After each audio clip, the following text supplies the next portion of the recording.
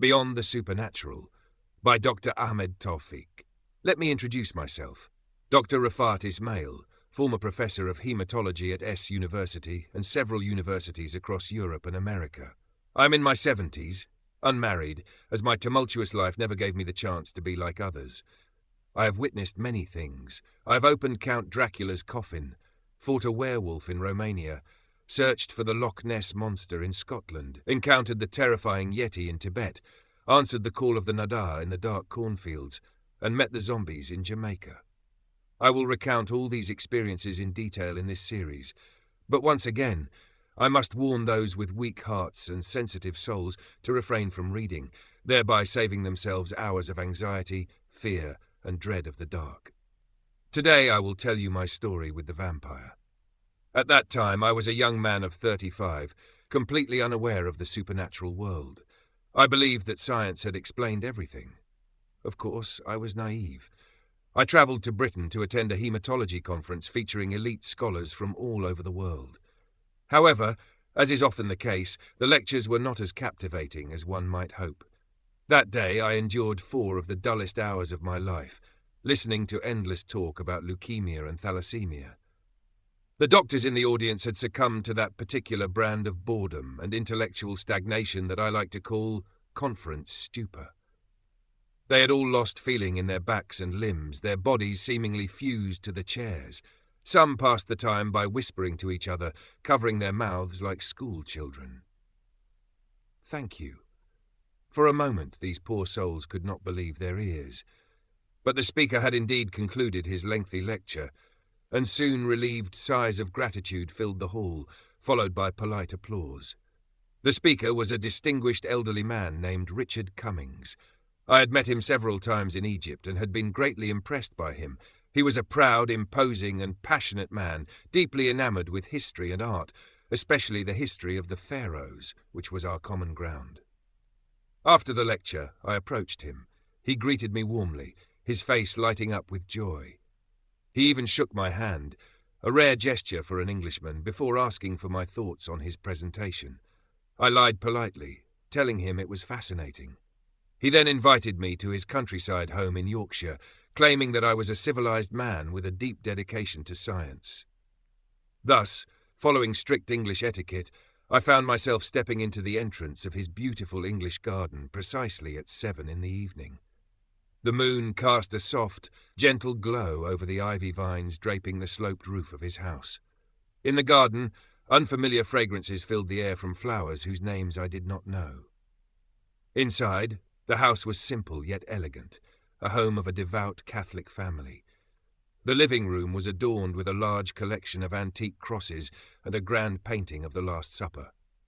His wife, a middle-aged woman, was polite and graceful, while his daughter Catherine, though a teenager, displayed remarkable maturity beyond her years. I realized just how religious they were when they recited grace before dinner. It made me feel ashamed for forgetting to say Bismillah before eating.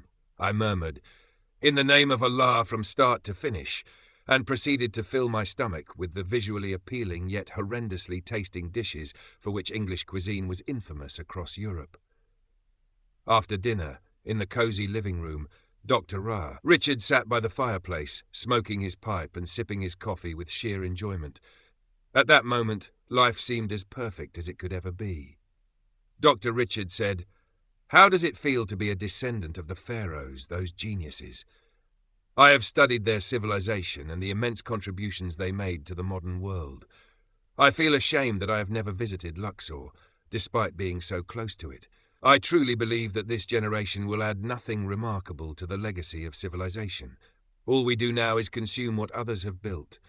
Sometimes I think the era of discovery has ended, and the era of development has begun." I smiled, unsure how to respond, and muttered, "Dr. Richard said that is true. Every legend has some basis in reality, and this is where the role of a scientist begins, not to merely contemplate it, but to search for its true origins. Take the legend of Count Dracula, for example. There are numerous historical clues, fascinating ones indeed. Blood, that mysterious red fluid, is the symbol of both life and death. It was discovered in ancient Indian rituals, the fanged mummies of China. The blood-drinking ceremonies in Mayan temples, where they consumed a mixture of blood, vinegar, and spices, and the turtle blood rituals among Native Americans. Consider how the vampire myth was an accepted belief during the Middle Ages, with various stories about expelling vampires as if they were actual creatures. And here, if we allow ourselves some intellectual flexibility, we might conclude that at some point in time, in some place, there truly existed nightmare beings that lived on blood, just like Dracula. Oh, the voice belonged to Catherine. She had just entered the room, overhearing the last sentence. Without a word, she quickly ascended to her room.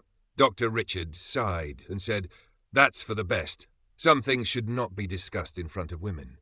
Catherine then excused herself for the night. Dr. Richard put out his pipe and the room was engulfed in darkness, except for the soft, flickering glow of the fireplace. Then in a dramatic tone he muttered, "What terrifying conversations these are." He added, "Such a fitting atmosphere for the journey that awaits us tomorrow." A chill ran down my spine. The sight of the flames dancing in the fireplace evoked both warmth and fear within me. After this long evening, I returned to my hotel, my mind swirling with thoughts about this intriguing subject. "Doctor." Richard suddenly stopped in front of one of the paintings hanging on the wall, gazing at it intently.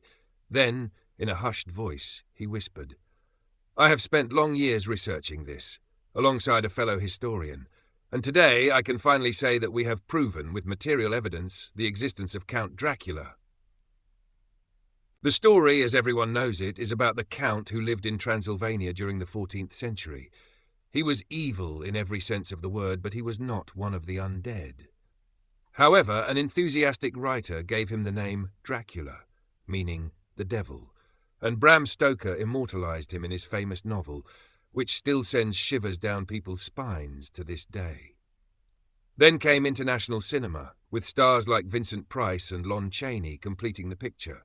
And today I say with absolute certainty that Dracula truly existed, exactly as the stories have described him, without any exaggeration.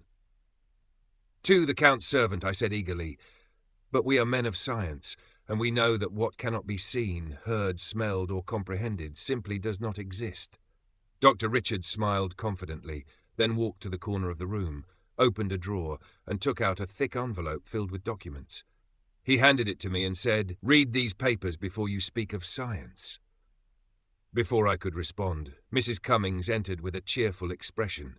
I thanked her for the dinner, trying to sound as refined as possible, and then we started a conversation about the weather. I also expressed my admiration for their home, especially the Last Supper painting hanging on the wall. She began explaining the story behind the painting and the expressions on the faces of those seated around the table. Then she suddenly asked me, "Do you know why Westerners consider spilling salt on the table a bad omen?" I shook my head, admitting my ignorance. She said, "Because in the painting the traitor has spilled salt in front of him. Look at his face. It bears all the sins of mankind, consumed by an evil from which he finds no escape." I was fully immersed in the discussion about the painting, but my mind was preoccupied with something else.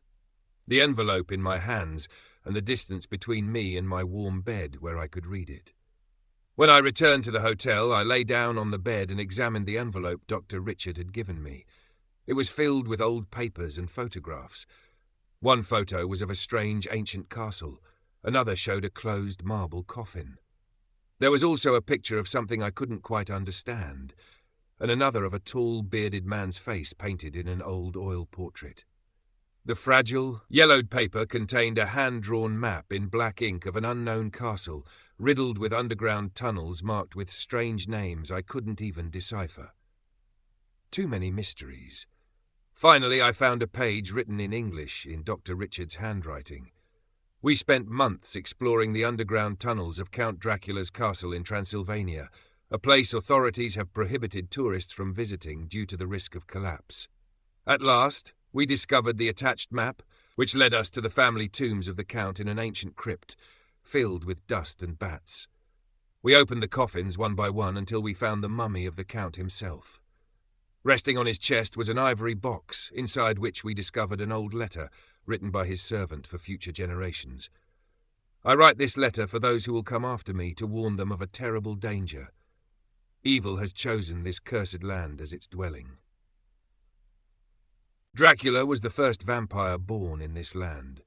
Among the peasants, the Count was infamous for his cruelty and tyranny, using an army of mercenaries to enforce his rule, earning him the title the Demonic One, or Dracula.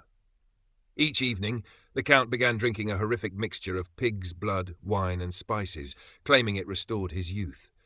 He delved into the study of dark magic, becoming more reclusive and strange. His features changed, his face grew elongated, and his voice took on the eerie howl of a wolf under the moonlight. He would leave the castle at night and return at dawn, isolating himself for hours in the castle's basement. He had even stopped eating food entirely. When I searched through books of magic, I found an explanation for his condition. That mixture he drank was leading him toward immortality in the most horrifying way. It transformed those who became addicted to it into human-like bats that fed on human blood at night, slept in coffins during the day, and perished when exposed to sunlight. I had to verify this myself. The next morning, I gathered my courage and descended into the castle's cellar. The coffins of his ancestors were stacked there, the stench of decay filling the air, while rats scurried about freely. I approached a marble coffin and found what I was searching for. The Count lay motionless, his face as pale as the dead, with fresh drops of blood still clinging to his lips. His eyes were open, staring blankly into the void. I stepped closer, summoning my courage. Slowly I pried open his mouth and saw 2 rows of sharp fangs, like those of a predator. A wave of terror paralyzed my mind. I ran in a frenzy, thinking only of escape. I even forgot to close the coffin. So, the Count had truly become a vampire, a danger to himself and everyone around him. The villagers had been right to make the sign of the cross whenever they passed the castle. This was the secret behind the old beggar's corpse found near the castle, his lifeless body lying on the ground, with 2 red puncture marks on his neck. This was why the Count had removed the white curtains and discarded all religious icons. This was the source of the terrifying howls that echoed through the castle on moonlit nights. I returned to my books of magic, desperately searching for a way to end this nightmare. He had not yet drained my blood. Perhaps he needed something else. I discovered that vampires could be killed, for they perished when exposed to religious symbols. Light, the color white, silver, and holy scriptures all could destroy them. However, the most effective method was to drive a wooden stake through their heart, followed by the recitation of the funeral prayer. The books warned that a vampire rises once every 100 years to spread terror, only to be slain by someone untouched by evil. And at that moment, I felt something strange in the room. Slowly, I lifted my head. There, standing in the doorway, blocking the exit, was the Count. He smiled, a sickly, yellow smile that sent chills down my spine. Night had fallen without me realizing it. When he awoke and saw his coffin left uncovered, he knew that I had discovered his secret. I stared at him in horror. His face no longer resembled the one I once knew. His fangs gleamed, his skin was pale and wrinkled, and the stench of sulphur emanated from him, exactly as described in the books of dark magic. He moved before the mirror, yet he cast no reflection. Even the candlelight in the room left no shadow of him on the wall. I screamed in terror, "My God, save me!" The Count flinched and stepped back for a moment. Seizing the opportunity, I dashed toward the door faster than I had ever run before. I rushed into my room, locked the door behind me, and collapsed onto the bed. In the final moment before I lost consciousness, I saw the door handle twitch, but the lock held firm. Yes, the Count had become an heir to evil on this earth. He was afflicted, and he knew it. I had made up my mind. I would end his suffering. I will kill him today. The books of magic say that he will perish at the hands of a man untainted by evil, and I am that man. I am the judge, the prosecutor, and the executioner in this trial. I will descend into his chamber, carrying a silver dagger, garlic, and, most importantly, my faith. And if I meet my demise, let whoever finds this letter learn what I have learned and be prepared for the Count's return every 100 years until one among us stands righteous and defeats him. The Count's servant. Year 1590. At the end of the letter, I found a brief note in Dr. Richard's handwriting. He stated that they had discovered the Count's mummy, with this warning resting on his chest. This meant that the servant had succeeded in his mission. The journal ended there. I switched off the lamp and rested my eyes in the darkness. So these myths are what occupy the mind of this great scholar. All this nonsense they spread in horror films about Indians, Spartans, and the mummies of China, mere superstition. I tried to amuse myself by imagining the form of evil in the world. A ghoul with red eyes, an octopus with 6 arms. I couldn't picture it. But for some reason I couldn't explain, the image of Judas's face in Da Vinci's painting wouldn't leave my mind. That miserable expression, the look of a sinner who knows only how to sin. I didn't know how, nor when, but I drifted into a deep slumber. The mummy. The next day, after the conference's agenda had concluded, I met Dr. Richard at the institution's cafeteria. He was sipping his coffee and smoking. I greeted him, and it seemed to me that the previous night had been nothing more than something trivial, distant. Dr. Richard stirred the cream on the surface of his cup, then asked me, "Did you read the papers?" "Yes. And what do you think?" I was honest about my opinion on the whole matter. His eyes flashed with anger as he placed his cup back onto the saucer. "Superstitions. You think that I, along with one of the greatest scientists in European history, fell victim to a crude hoax staged by some prankster? Fine. Then that prankster must have gone to unimaginable lengths, preparing all these papers, arranging the mummy, and waiting for years until a fool like me happened to search that crypt and find these things. What a joke." There was nothing to prove my opinion, but nothing to disprove it either. He shook his head in irritation, then regained his inherited composure and said, "I want you to come tonight. There's something new I want you to see. Same time." Once again, at dinner, I sat across from Judas's sinful gaze. On the other side of the table sat Professor Max Lavarsky, who, as you already know, was Jewish. He never stopped talking about the suffering he endured in Nazi concentration camps. Why are scientists so unbearably dull? After dinner, Dr. Richard turned to me and said, "What I am about to show you now is the culmination of years of research, mine and Professor Lavarsky's. I do not demand that you believe, but I do demand, rightfully so, that you respect everything you are about to see. Furthermore, what you will witness must remain a secret." He pronounced the last words in a chilling tone, deliberately emphasizing the word must. A sense of dread crept into me, and I said, "I promise you that." I rose with them and followed them down into the cellar, the basement of that elegant English house, filled with the scent of aged wine, dampness, and something else, something I could not quite bring myself to like. Dr. Richard pulled back the burlap covering a locked chest in one of the corners. Then, with a theatrical flourish, he opened it and exclaimed, "Gentlemen, behold, the mummy of Count Dracula!" To be fair, I felt neither fear nor curiosity, nothing at all, really. I simply maintained the composed expression of a scientist who does not marvel at things, but merely takes an interest in them. It was an ordinary mummy, bearing all the usual traits and flaws of any other mummy: decayed skin, scattered tufts of hair, a disfigured nose. But one thing was different: the teeth. Why did this thing's jaw have those? The sharp fangs, like those of a wolf. Dr. Cummings smirked, his expression unreadable, then whispered, "What do you think?" I didn't answer. Instead, I turned to Lavarsky and asked, "How did you even manage to bring it here?" "We succeeded in smuggling it through complex means, passing it off as a shipment of excavation tools. The authorities in Transylvania don't even know of its existence here, which means they haven't been looking for it at all." Richard Cummings struck a match and held it close to the mummy. Suddenly, the flame flickered and died out. He gasped. "Do you see? There's an inert gas seeping from the mummy." I struggled to accept any of this, but it was real. Right before my eyes stood undeniable proof of the fallibility of scientific assumptions, of the existence of magic, of the possibility that all legends might actually be true. I turned to Dr. Richard. "But why waste so much time and effort on this?" "Truth," he said simply. Then he continued, "The truth that will grant science an unprecedented flexibility, one that will allow it to embrace myths and the beliefs of primitive cultures, igniting a revolution the world has never seen before. We now stand before undeniable proof of the existence of magic." Minutes later, we ascended to the living room and gathered around a collection of old documents. I frowned. "I still don't understand. Why show this to me in particular? You are a Muslim, Dr. Rifat." "Yes, and I am Catholic. Dr. Lavarsky is Jewish. That means the witnesses to this miracle will represent 3 religions." "What miracle?" "The return of Dracula. Rituals." Dr. Richard reached for the papers, opened one and began to read. The documents state that the vampire returns to the world every 100 years to spread corruption and evil, only to be slain by someone who remains untainted.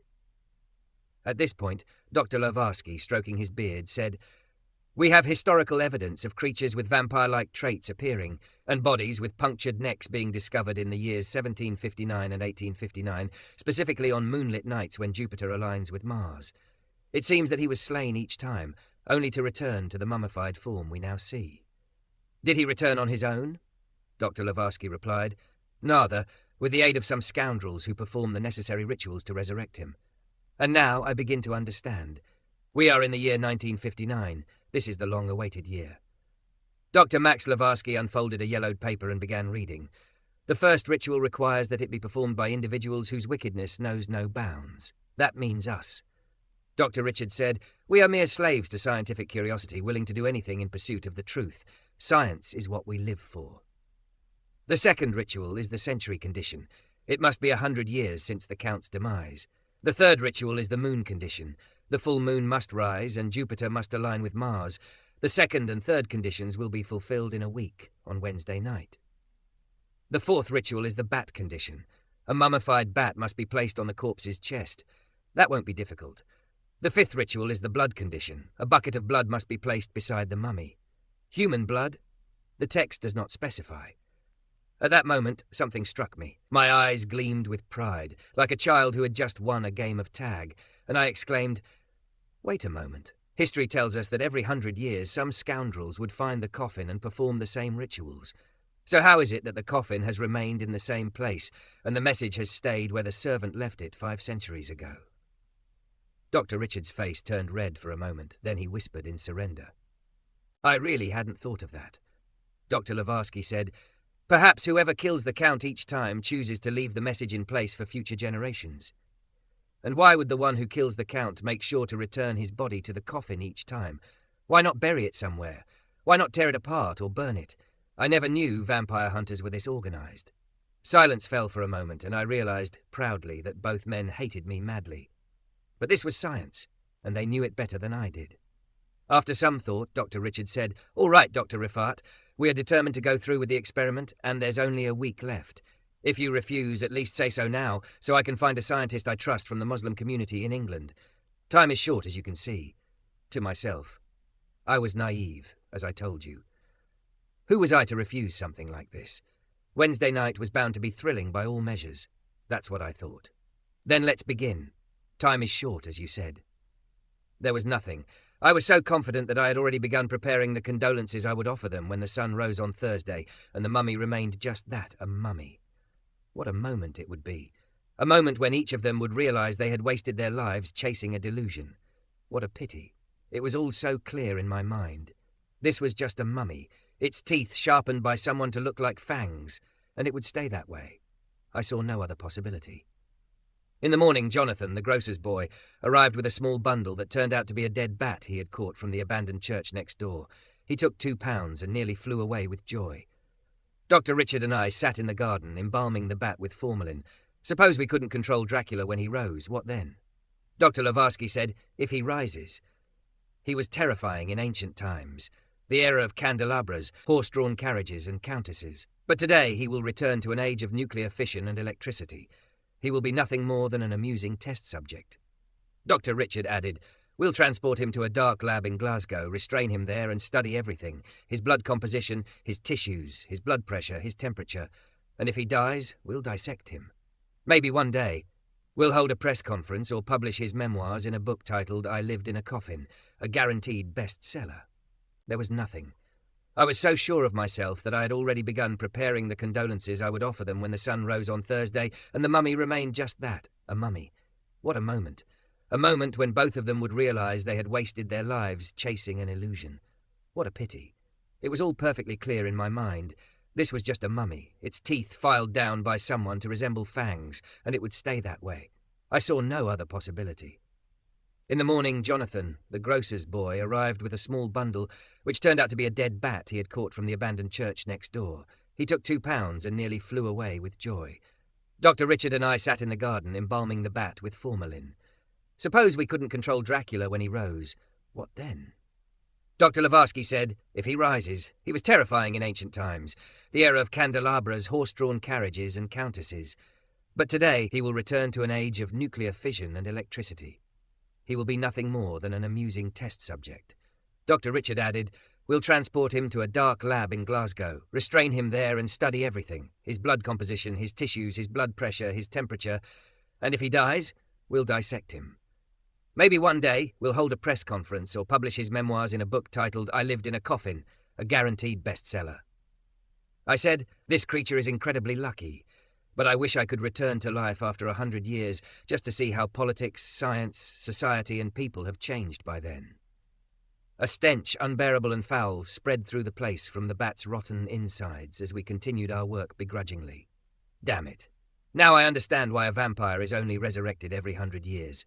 3 scientists working patiently to prove an illusion. Something. I sat in my cosy room, the one Dr. Richard had given me in his beautiful countryside house. I had left the hotel 3 days ago, but for some reason I had left my luggage there. I didn't know why. A mysterious feeling deep inside made me leave a part of myself outside the walls of this house. I lit a cigarette and started thinking, what had drawn me into this story? It was that insane fascination with the unknown. That sharp thrill hidden in my grandmother's tales of the ghoul and the wailing spirit. And I wondered, what do these creatures look like? And why did folklore always portray them as female? Then I grew up and started going to the cinema. I watched Lon Chaney, the Man of 1,000 Faces, and Vincent Price playing the role of the enigmatic, bloodthirsty Count. Dracula had always fascinated me, perplexed me, and terrified me. And today, here I am, on the verge of discovering the truth behind this nightmare. Believe it or not, the mummy of this very Count lies in the basement of the house I'm in right now. And its awakening is set for no more than 3 days from now. What would my childhood friends in Mansoura say if they knew where I was now? Everything is ready. The bucket of pig's blood, the stuffed bat, and the company of 2 moody scientists who care only about science, regardless of its disastrous consequences. I turned on the bedside lamp and found a stack of books beside the bed. On top of them was Bram Stoker's famous novel, Dracula. Dr. Richard must have deliberately placed it there to immerse me in the atmosphere. I cursed under my breath, then opened the novel, letting its events sweep me away. What a brilliantly terrifying and disturbingly imaginative mind. I envied its author. I had reached the part where the Count enters his unsuspecting guest's room, Jonathan Harker, the solicitor, while he is shaving. At that moment, Harker wonders, why can't I see this man in the mirror?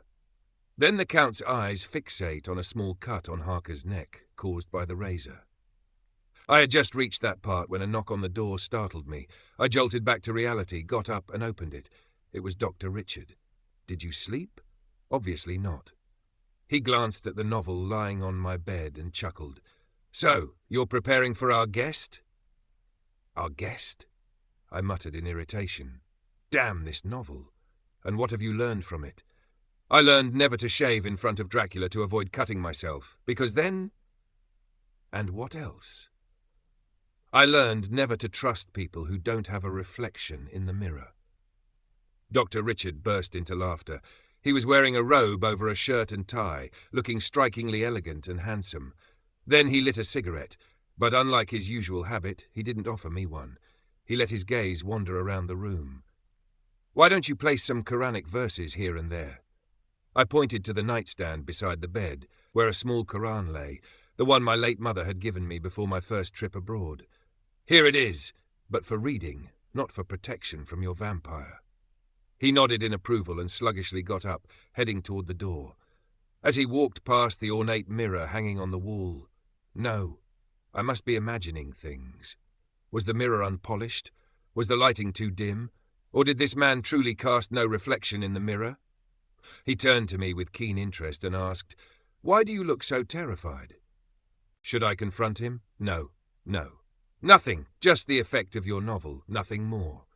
He pondered for a moment before saying, "Rafat, there's something important. What is it? Something I want to do, but I don't want Dr. Lavarsky to know about it. Will you promise me?" "I promise." "Then meet me in the basement in 10 minutes. He flicked his cigarette away and left leisurely. As soon as he was gone, I locked the door and rushed to the mirror. My reflection was there, clear as ever. But light plays many tricks. A perfectly angled refraction can turn water into a mirror, so why couldn't a mirror, under a certain angle and lighting, become a non-reflective surface? And even if the mirror didn't reflect his image, what did that mean? I didn't believe in ghosts, and even if I followed the logic of superstition, nothing had followed that eerie moment. No ominous consequences, no supernatural phenomena. Why did Dr. Seth Cummings want to meet me in the basement? It was certainly not to play cards or show me his stamp collection, and definitely not to suck my blood, because I refused to believe in such nonsense. What did he want from Dracula's mummy? What was it that he didn't want Dr. Lavarsky to know? Either way, 10 minutes had passed. I put on my robe and stepped out of my room, heading toward the basement. The dimly lit hallway, the remnants of dinner still on the table. Mrs. Cummings hadn't cleared them yet. Dr. Richard's door creaked open slowly. Yes! I noticed he was speaking loudly. Lowering my voice to a whisper, almost a hiss, I said, "Now let's go." "Go where?" "The basement." "The basement? Are you out of your mind?" What was happening? What was this lunatic talking about? But his face was serious, stern. There was no trace of humour in his expression. My words crashed against a cold, solid barrier and crumbled at my feet. "Didn't you ask me to?" "One moment. I asked you to do what?" "To go down to the basement. 10 minutes ago, in my room." At this point, I should probably summarise the conversation. You've likely already grasped its essence. He swore, confirmed, and insisted that he had never come to my room. Meanwhile, I was absolutely certain he had been there, for a reason known only to God. A tedious, futile exchange, like a conversation between the deaf, leaving us both convinced that the other was either lying or insane. Then he narrowed his eyes and said cryptically, "You know, Dr. Rifat, it seems that we are both right." The answer was clear. Someone had tried to lure me to the basement, someone who had taken his form. Are we really going back to this nonsense? Tell me, didn't you notice anything unusual about your visitor? I thought for a moment before replying indifferently. Nothing. Except that he didn't cast a reflection in the mirror. More riddles. "Would you like a slice of ham, Dr. Rifat?" Mrs. Cummings asked me sweetly as we sat around the breakfast table. I shook my head, declining. She poured more coffee into my cup, commenting that I looked exhausted. "It was a dreadful night, madam. Someone visited me and—" But here Dr. Richard shot me a sharp, silencing glare, cutting my words short. Strange. In the morning sunlight, last night's events seemed foggy, ridiculous even. It was just a prank, nothing more. Or at worst, a bizarre hallucination brought on by reading Bram Stoker's ghastly tale. After breakfast, we entered Dr. Richard's office and gathered around him. He lit a cigarette, then smiled and said, "Last night, Dr. Rifat had a rather interesting visitor." He recounted the story to Dr. Lavarsky, who listened intently, his sharp eyes studying me like a hawk. When Richard finished, silence hung in the air. Then, after a few moments, Dr. Lavarsky spoke in a measured, judicial tone. "I believe everything now depends on Dr. Rifat." I asked, perplexed, "What do you mean?" He replied with unsettling confidence, "Dr. Richard's story is indisputable, but yours is open to discussion." My blood ran cold. "Are you suggesting that I'm lying?" "Are you suggesting that I'm lying?" "No, my friend. I'm saying that you're mistaken." I shook my head. The truth was I wasn't sure of anything anymore. Everything I had seen felt tangible, disturbingly real. But I had never hallucinated before. Perhaps all hallucinations feel just as convincing. Then suddenly I remembered something. What a fool I had been. "Come with me to my room." In my room the bed remained untouched. I never bothered making it in the morning. Now you see what I mean. I pointed at Bram Stoker's novel, still open, and at the small Quran on the nightstand, both of which had been topics in my conversation with last night's visitor. Dr. Richard said, "That doesn't prove anything. It's natural for a hallucination to incorporate real elements from your surroundings." "And what about this?" I directed their attention to the undeniable evidence of my sanity. There, on the linoleum floor, was a burnt cigarette butt, the same type smoked exclusively by Dr. Richard. Dr. Lavarsky remarked, "A small thing, young man, Perhaps Dr. Richard simply offered you one of his cigarettes. He has never offered me a cigarette in his life." Richard sighed impatiently. "Listen, my friend, life is complicated enough without adding to it. Why are you making a fuss over a cigarette butt?" I snapped in frustration. "I'm telling you, someone or something entered my room last night and tried to lure me to the basement, and this cigarette butt is the proof." Then, turning to Richard in desperation, I pleaded, "Dr. Richard, why don't you just admit you were playing a joke and put an end to this nonsense?" He glared at me. "Mind your manners, young man, I do not lie. But the only scientific explanation is that you're lying." Words flared like sparks, and I suspect that if things had escalated further, I might have hit him, or he might have thrown me out, if not for— "I will not allow this," he snapped, "and I demand that you show more respect to a man old enough to be your father." Dr. Lavarsky, with his stout frame, stepped between us, diffusing the tension. "Gentlemen, please, we've forgotten something." We fell silent, waiting to hear what this Jewish doctor had to say. What was Dr. Rafat supposed to do in the basement? I don't know. Neither do I. "Then let's go down to the basement and take a look." We descended into the basement. The coffin, the dull booklet, the musty odour, nothing new or noteworthy. There was nothing to indicate anything unusual. How strange this whole situation was. Only 2 days remained until the fateful night, yet each of us remained firm in our beliefs. However, the number of unanswered questions continued to grow. Who would have the last laugh on Wednesday night? At midnight, I woke up to the sound of shattering glass. It took me a minute to understand where I was, who I was, and what I was doing in bed, then another 10 seconds to leap from the bed, barefoot and in my pyjamas, rushing to the door and up to the second floor, where I had heard the sound. It was Dr. Richard's office. No one was there, but the curtains swayed silently in the dark room's air, indicating that the broken pane was here. I turned on the light and saw glass shards scattered on the floor. And as usual, I stepped on 2 of them with my bare foot, letting out a curse as I sat down to pull them out.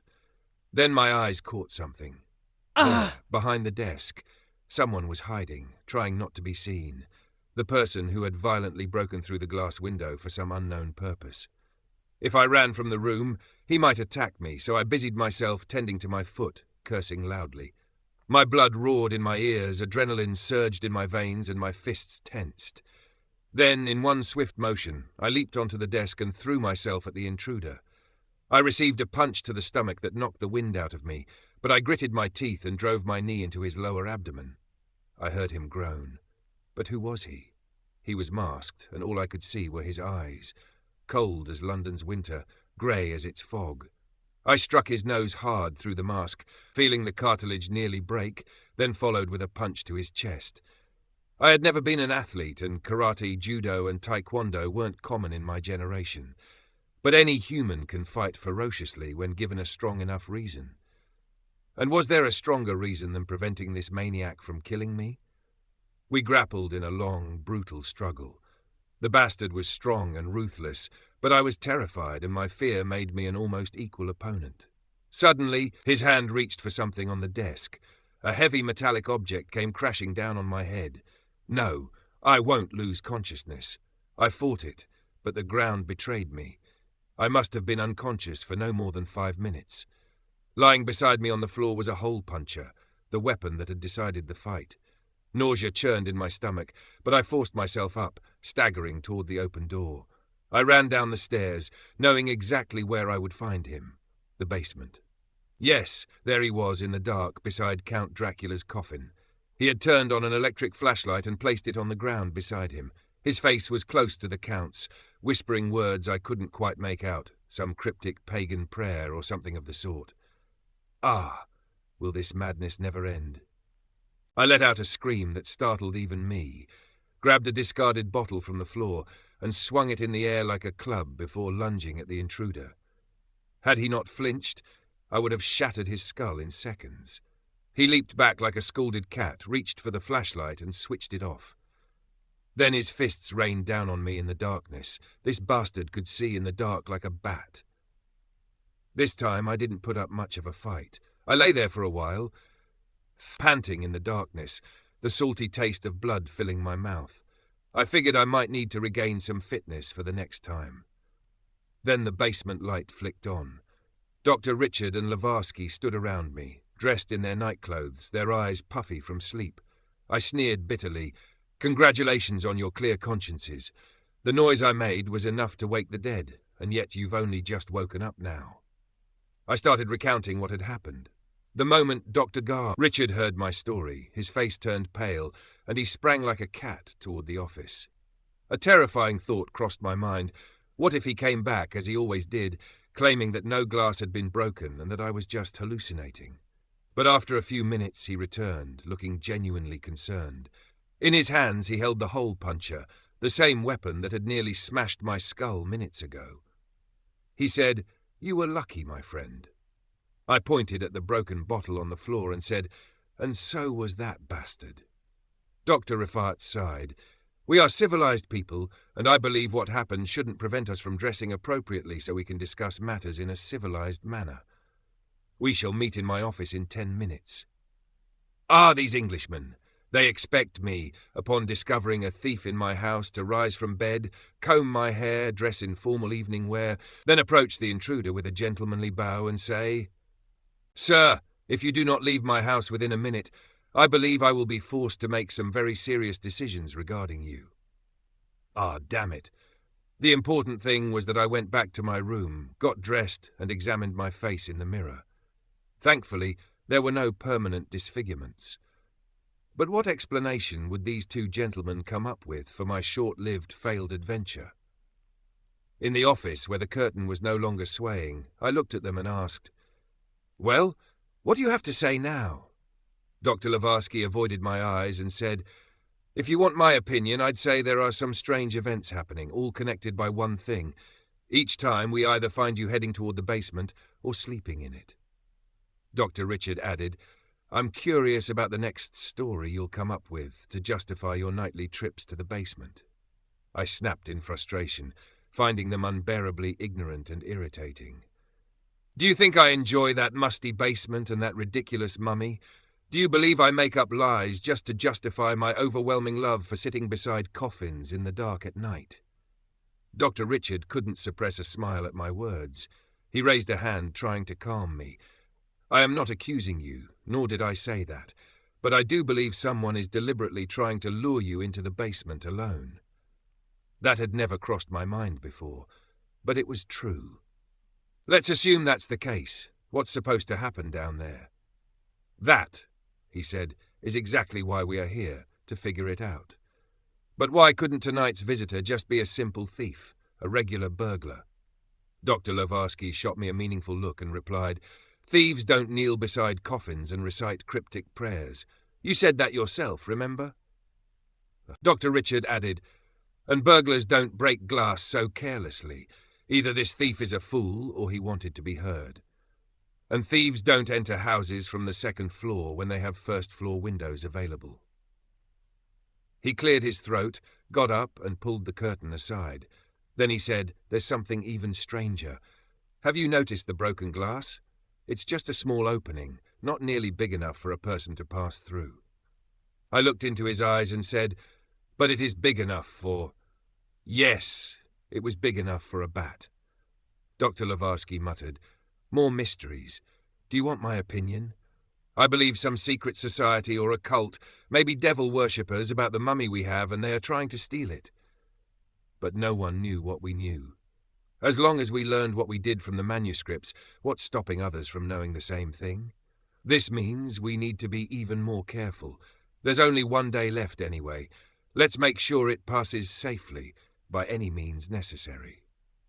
Then he wagged a finger in my face and warned, "No more mysterious visits to the basement, because next time won't end well. I want Egypt to remain in one piece, without any holes in it." The two men descended the stairs while I lingered behind, lost in thought. If the intruder didn't enter through the window, then he was someone inside the house. If he was strong, then he was a man. If he wasn't me, then he was one of the scholars. And if he had grey eyes and a strong build, then he wasn't Lavarsky. That left only one possibility. Yes, that aligned with what had happened yesterday. Every time something mysterious occurred, Dr. Richard was always involved. Then he would show up to convince me I was hallucinating. But what was this man hiding? He's either playing a cruel practical joke on me or is completely insane, which wouldn't surprise me. Anyone who has spent their life buried in this nonsense must be at least a little mad. But why me in particular? Because I'm the youngest and most reckless? Or because he still carries the colonizers' contempt for the people of the land he occupied? It hasn't even been 3 years since the Suez War. Could he really be that bitter, prejudiced Englishman? I don't understand. In any case, only one day remains, and all I can do is be cautious and wait. I entered my room and locked the door. I walked over to the window and opened it, glancing up at the broken office window above. For a moment, I thought I saw something slowly emerging from the hole in the glass.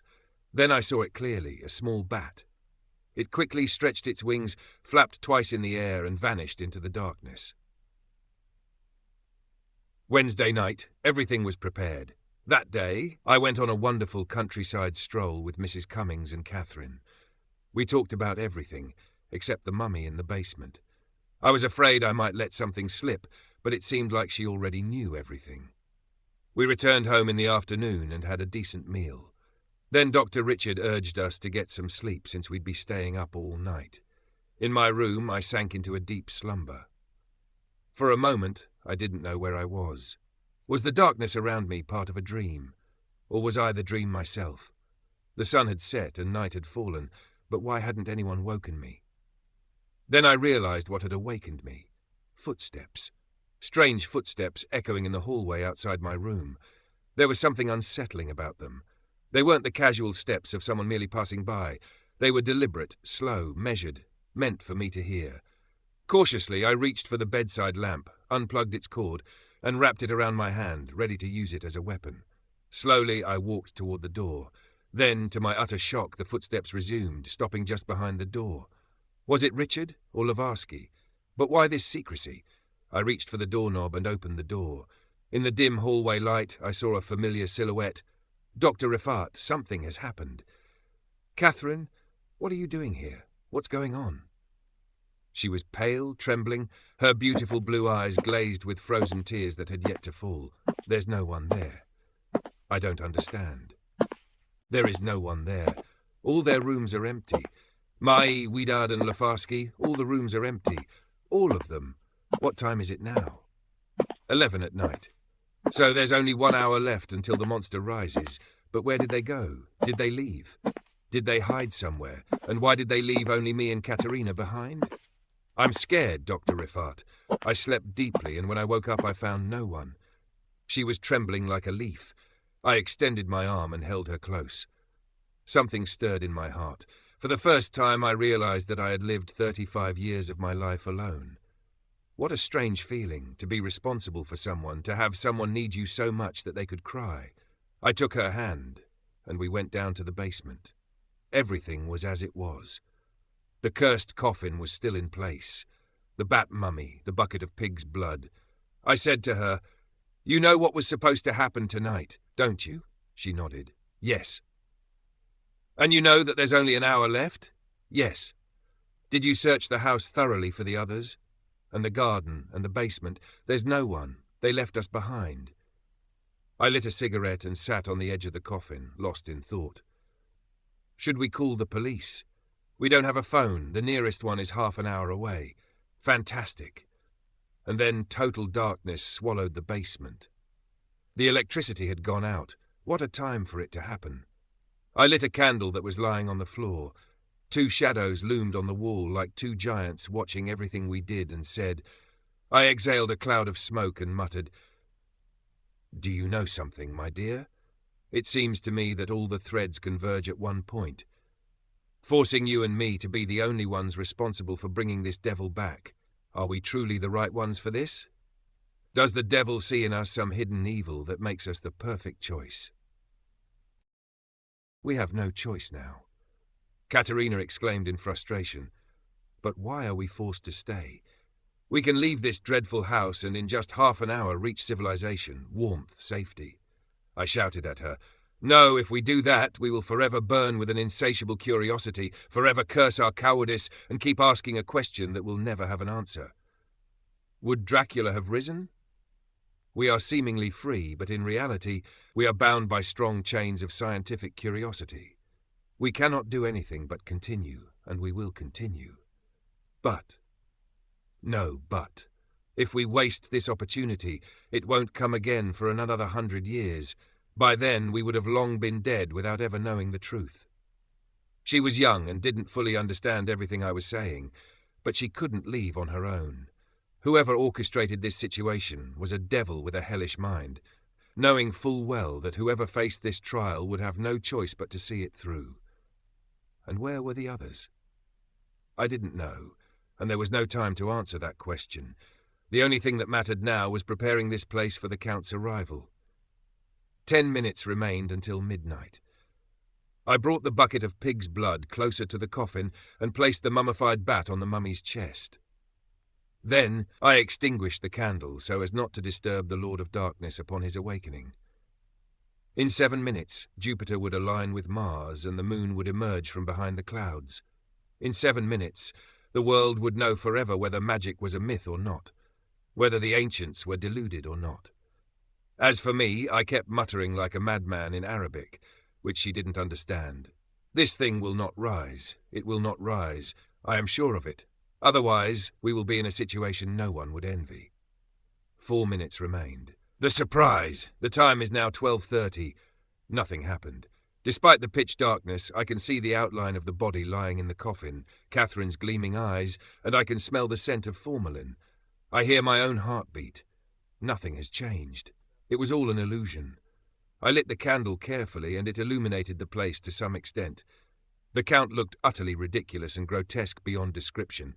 The same face, the same decaying hair. It was over. I spoke to Catherine, but she did not respond. A strange, vacant look was on her face.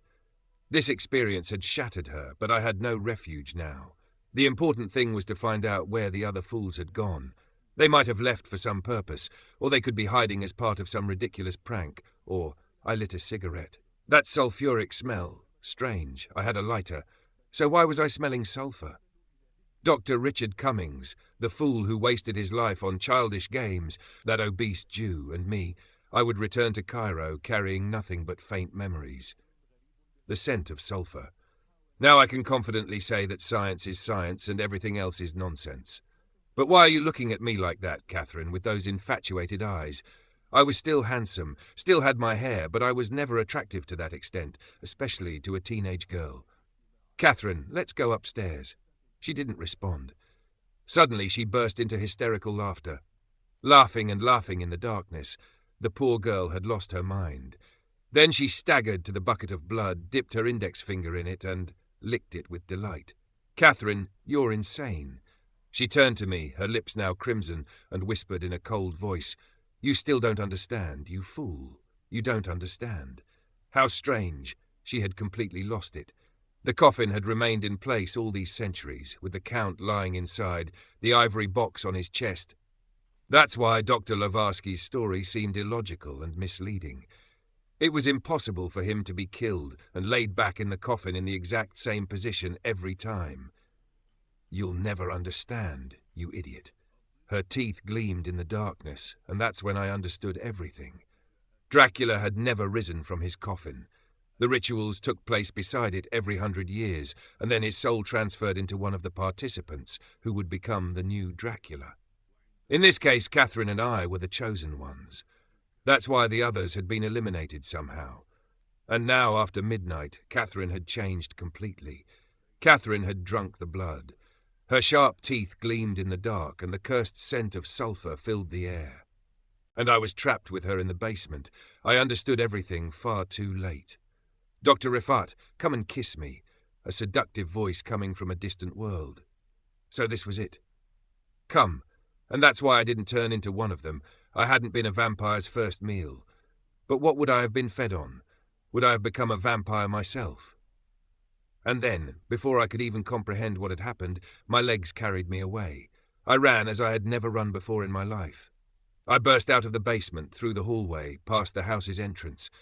The pitch-black darkness made me crash hundreds of times into unknown objects. My heart pounded, threatening to leap out of my throat.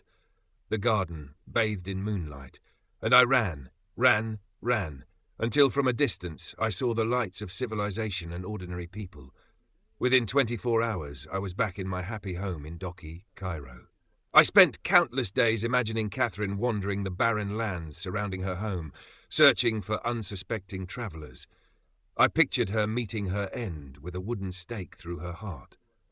Months later, I gathered my courage and sent a letter to Dr. Richard, or at least to his last known address.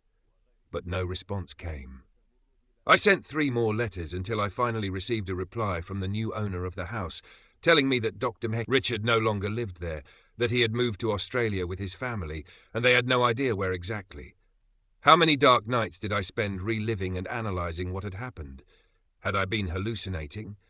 Had it all been just a dream? Or was it simply that the girl had suffered a mental breakdown from that horrific experience? Or was it real? A reality where I had been locked in a basement with a vampire? I do not know, and I never will. Had Catherine been killed by an untainted human, someone like her father, who then fled to Australia? Or had she slaughtered her family that night and then come to my room, wailing and weeping? Or was the entire ordeal nothing but a cruel scientific hoax, masterfully orchestrated? So many questions without answers, and I do not wish for answers. All I know is that I will never again attend any conference on blood diseases. I will never set foot in Yorkshire or Australia. And I will never, ever watch a Dracula film. Many strands of my hair turned grey as I waited for Count Dracula's vengeance to reach me in my home in Doki, especially since I was, as far as I knew, the last person to uncover his truth. I bundled garlic and hung it behind my windows and doors, surrounded myself with silverware and Quranic verses. But nothing happened. Thank God. Either divine protection saved me, or I had been foolish in my fears all along. And 2 years after these events, I encountered a different kind of devil in another place, one that made me forget everything that had happened. But that is another story. The first part has ended, by the grace of God. The Land of Legends. Esteban looked at the flickering flame of the burning candle, then at the faces of those seated around him, and whispered, "My friends, the one who is possessed